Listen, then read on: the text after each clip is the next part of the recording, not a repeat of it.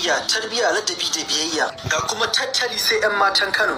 Matsalar su ɗaya, ɗan siyasa ba su son sa abu mai tsada. Ta ga mace ta ci kwalliya ta ɗauki hankalinka a Kano. Kana matsa kusa da sai ga wannan atamfar talera ta saka wacce ake wa lakabi da matso kusa ka ji kunya. Ko kuma ta saka wannan shaddan mai suna a kori gezina. Idan aka koma bangaren dressing da kuma iya soyayya, matan Kaduna will go extra when it comes to dressing. Idan English West ne za a saka English West din ya fita a go extra. Haka idan atamfa ce ko shadda za a saka ta je will go extra. Matsalar su ɗaya kawai son kuɗin su yayi yawa.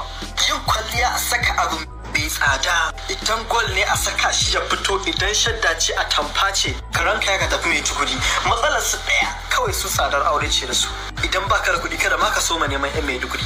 Aji wato class, ladabi da biyayya, ilimin addini da boko sai matan yobe. Saboda tsaba iya rikon mu da sikiyarin su nema idan haka aure su baki isa kai kishiya ba. Matsalar su ɗaya sai ana cikin kalaman soyayya idan ka zo ka sha aibu. Hey aibu za ka hayin naira 20 na siyo maka zo ka ha.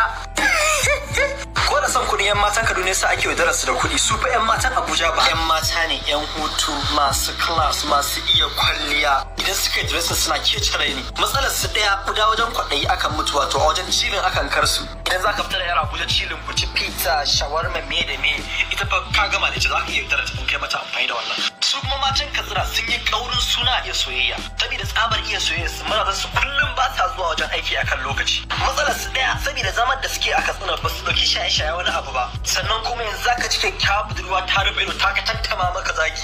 Idan magangara bauchi kuwa su Allah da yi su da kyansu ya yi su. Ko ba su yi make ba za ga sun fita sun yi kyau sun yi das. Matsalar su ɗaya kawai kullum ci. Kullum ina kicin girki. Na kusura ka aure yar bauchi sai ka yi katin jambi saboda sabon cin abinci. Idan magangara Adamawa kuwa matan Adamawa they are fresh. Ba a banza ka samu su land of beauty ba. They are beautiful. Matsalar su ɗaya kawai idan ka auro guda ɗaya sun tare da ita da ƴan uwanta gaba ɗaya a gidanka sun zauna. Matan Jos sun iya zama da mutum tsakani da Allah. Ba sa cutar da namiji. Ba su ci zarafinka ba amma fa kai ma kada ka ci zarafinsu. Ba sa ɗaukar nonsense daga wajen namiji ko shi waye. To a dictionary su babu wani wa'in namiji ya muke rashin mutunci kira rashin shi idan namiji ya muke rashin mutunci kira ma. Ke sa yawanci maza marasa gaskiya suna tsoron matan Jos.